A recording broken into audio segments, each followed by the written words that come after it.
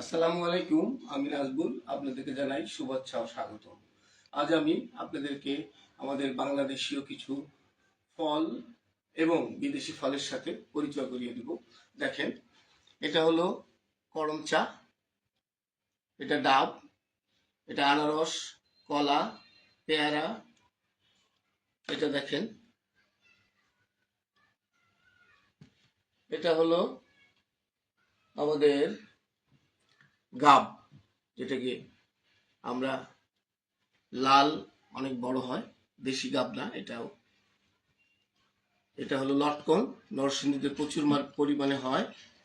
এটা হলো কলা, এটা হলো বাতাবি লেবু, এটা হলো আমাদের দেশীয় আম্রপালি আর বাড়ি ফোর। এটা হলো কাঁঠাল। এছাড়াও আমাদের কিছু দেশীয় অনেক ফল আছে: আম, জাম, লিচু, কাঁঠাল, পেঁপে, কলা, পেয়ারা, বড়ই, নারিকেল, ডাব, আনারস, তরমুজ, বেল, কদবেল, জামরুল, সবেদা, আমলকি, আতা, কামরাঙ্গা, লটকন, চালতে, শরীফা, আমড়া, জলপাই, বাড়িমালটা এক, গাব, করমচা, ডালিম, তাল, গোলাপজাম, বিলিম্বি, ফলসা, কাউফল, ন্যাংরা, গোপালভোগ, আম্রপালি, হিমসাগর, সুরমা ফজলি, এই সকল আম অত্যন্ত সুস্বাদু। কিন্তু কিছু স্বার্থান্বেষী নার্সারি মালিকদের বদৌলতে দেশে আজ এইসব ফল বিলুপ্তির পথে। বিদেশি ফলের আনাগোনায়, বিদেশি ফলের চাষে একাধারে মানুষ ক্ষতিগ্রস্ত হচ্ছে এবং বিদেশি ফলের গাছের অত্যন্ত দাম।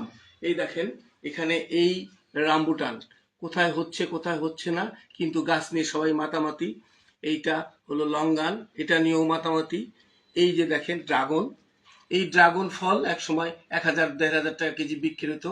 এখন দেশে এটা 60 টাকা 100 টাকা কেজি বিক্রি হয়, কেউ খায় না। আমরা বিদেশি ফল বাদ দিই, বিদেশি ফল দিয়ে বাদ দিয়ে আমরা দেশি ফলের দিকে আগাই।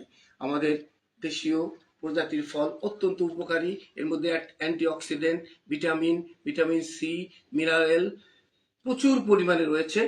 তাহলে আমরা এই দেশীয় ফলের দিকে ঝুঁকি, আমরা দেশীয় ফল লাগাই, দেশীয় ফল লাগাতে সবাইকে উদ্বুদ্ধ করি, আমরা বিদেশি ফল বর্জন করি। আমাদের এই ড্রাগন ফল, এই রামবুতান ফলের থেকে আমাদের লিচু অত্যন্ত সুমিষ্ট এবং প্রচুর পরিমাণে ধরে। সারা বাংলাদেশের প্রত্যেকটা আনাচে কানাচে এই এই লিচু লিচু হয়। কেন আমরা এই রামবুতানের দিকে যাব? তো